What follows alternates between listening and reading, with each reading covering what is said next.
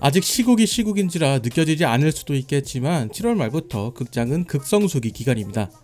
그 시작을 알린 반도가 개봉 10일차에 약 240만을 기록했는데 작년 비슷한 시기 개봉했던 라이언킹이 개봉 10일차에 300만을 기록한 것을 생각해보면 어느 정도 비슷한 수준으로 회복되었다고도 볼 수 있을 겁니다.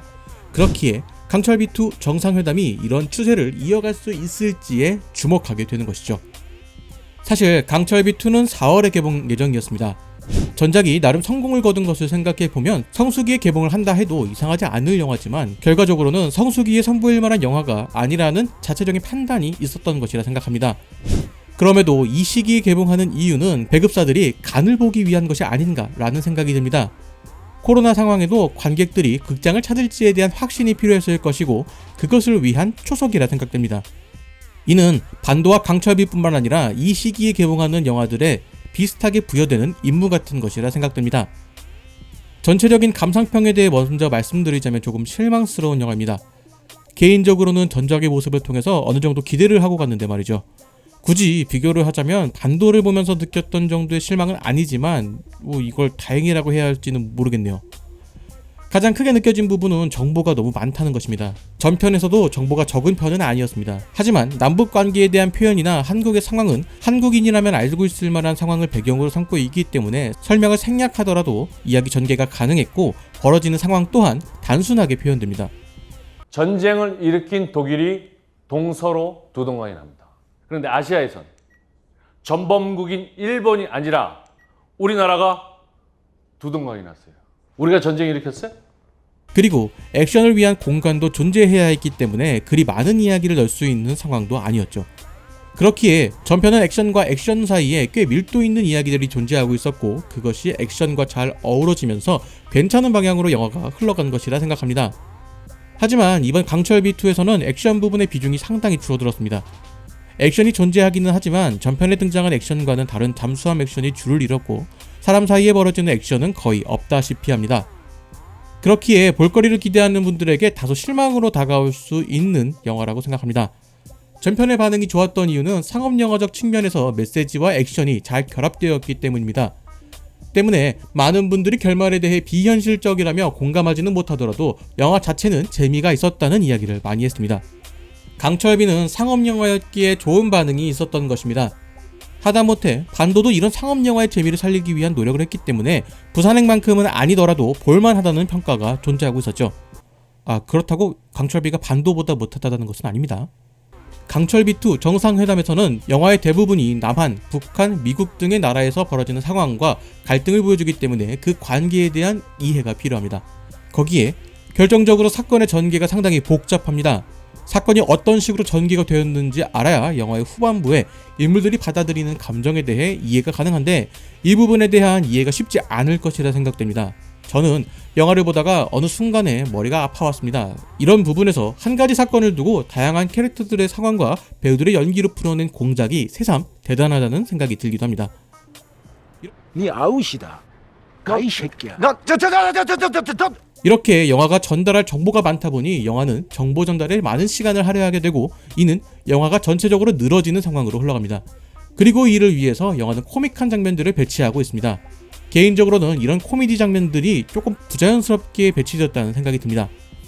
조금 더 자세히 설명을 드리자면 맥락상 연결이 안 되거나 억지 웃음을 유발하는 등의 모습은 아닙니다. 하지만 굳이 없어도 될 것 같다는 생각이 드는 장면들이 몇몇 존재하고 있습니다.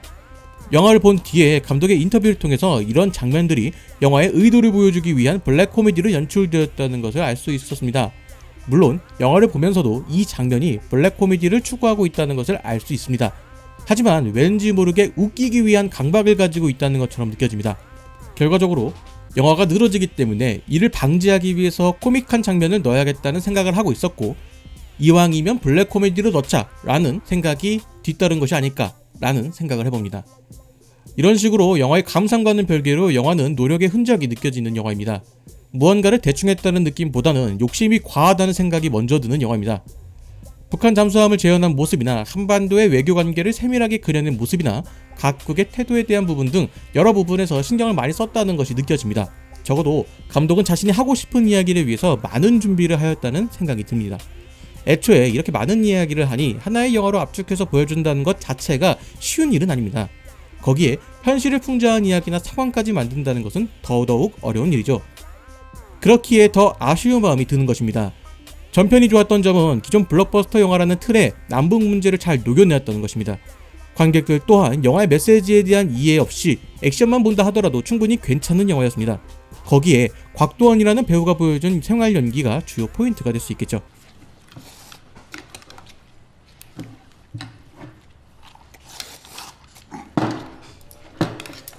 말린 집어쳐 오늘 밤은 삐딱하게 내버려둬 혼자였지 이유도 없어 한심이 없어. 서울에 덜 뚱뚱한 사람이 모여 사는 동네 이름이 뭐게? 반포동. 감독이 영화를 재미있게 만드는 것도 중요하지만 배우가 활약할 수 있는 공간을 만들어주는 것도 중요하다고 생각을 합니다. 적어도 강철비에는 그런 여유를 둘 수 있는 공간이 존재하고 있었죠. 그렇기에 둘 다 긴 러닝타임을 가지고 있음에도 체감하는 시간은 조금 다르게 느껴질 것이라 생각됩니다. 하지만 강철비2는 액션만 본다고 하기에는 상당히 무리가 있는 영화입니다. 앞서 이야기한 것처럼 액션이 거의 등장하지 않고 후반부에 등장하는 잠수함 액션만 등장하기 때문이죠.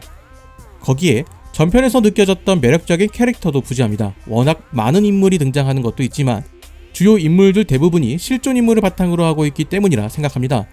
영화가 사실적인 모습을 추구하다 보니 현실의 인물을 영화 속에 표현하려고 했고 그런 과정에서 영화가 필요로 하는 개성 있는 모습이 줄어드는 것이 아닐까 생각합니다. 배우들 또한 그런 표현에 조금 더 집중한 모습이기 때문에 영화만의 개성이나 포인트가 부족한 것이 사실입니다. 그 와중에 가장 기억에 남는 캐릭터를 꼽자면 영부인을 연기한 염정아 배우의 캐릭터입니다. 사실 영화의 중반을 넘어서면 거의 등장하지 않을 정도로 짧은 분량이지만 참으로 인상적인 캐릭터입니다. 영화의 초반은 나름 재미있게 보았는데 이렇게 한 인물을 통해서 영화가 매력적으로 보일 수 있다는 것을 영화가 스스로 입증한 셈이라 볼 수 있겠죠. 영화의 후반에는 한반도의 이야기를 풀어내는 것에 집중하다 보니 많은 부분에 신경을 쓰지 못하는 것이 아닌가라는 생각이 들기도 합니다. 영화의 후반부 절반은 잠수함 내부에서 이야기가 진행됩니다. 이는 잠수함을 한반도에 빗대어 표현하고자 하는 감독의 의도가 있었을 것이죠. 그렇기에 잠수함에서 벌어지는 많은 이야기들은 어떤 의미를 가지고 있는 이야기가 될 것입니다. 잠수함이라는 특성상 내부에서 총격선이 발생하여 잠수함 내부 기기에 이상이 생긴다면 모두가 죽는 상황으로 이어질 수도 있습니다. 이런 상황을 한반도에 대입하면 영화의 메시지가 조금 더 명확하게 느껴질 것이라 생각합니다. 잠수함에 대한 이야기의 연장선상으로 올해 3월에 울프콜이라는 영화가 잠수함을 소재로 하면서 음파 탐지와 어뢰 등 잠수함의 이모저모를 보여준 적이 있습니다. 때문에 이 영화를 보신 분들이라면 강철비의 잠수함 액션을 보면서 울프콜이 떠올랐을 것이고 강철비의 잠수함 액션이 조금 아쉽게 느껴질 수 있을 것이라 생각합니다. 잠수함 액션이 아쉬운 것을 떠나서 저는 그 전에 영화를 따라가는 것을 반쯤 포기한 상태로 잠수함 액션을 접하게 돼서 그런지 그리 긴장감 있게 느껴지진 않았습니다. 추가로 자막에 대한 이야기입니다. 이 영화에는 외국어의 사용이 존재하기에 이를 위한 자막이 존재합니다. 영어, 중국어, 일본어에 대한 자막과 더불어 북한말에 대한 자막도 존재합니다. 이 부분이 상당히 인상적입니다. 영화는 마치 북한은 우리와 다른 언어를 사용하는 사람들이라 생각하는 것 같습니다. 감독이 밝힌 자막 사용 이유에는 크게 세 가지가 있습니다. 첫 번째는 관객의 이해를 위함입니다. 전작인 강철비에서 북한말이 명확하게 들리지 않아서 이해가 되지 않는다라는 의견이 있었고 그 의견을 반영했다 합니다. 두 번째는 북한과 남한은 다른 국가라는 표현입니다. 아직 휴전 중인 상황이기도 하거니와 UN 가입 시에도 다른 국가로 가입했다는 것입니다. 마지막으로 북한말을 표준어로 해석하는 과정에서 어색함이 느껴져서 있는 그대로 넣었다고 합니다. 덕분에 안 들리는 것은 방지하면서 남한과 다른 언어로 느껴지게 되는 것이죠. 결과적으로 양우석 감독이 영화에 많은 것을 담으려고 했던 노력이 보이는 영화입니다. 하지만 그 노력이 좋은 결과로 이어졌다고 말하기는 어려울 것 같습니다.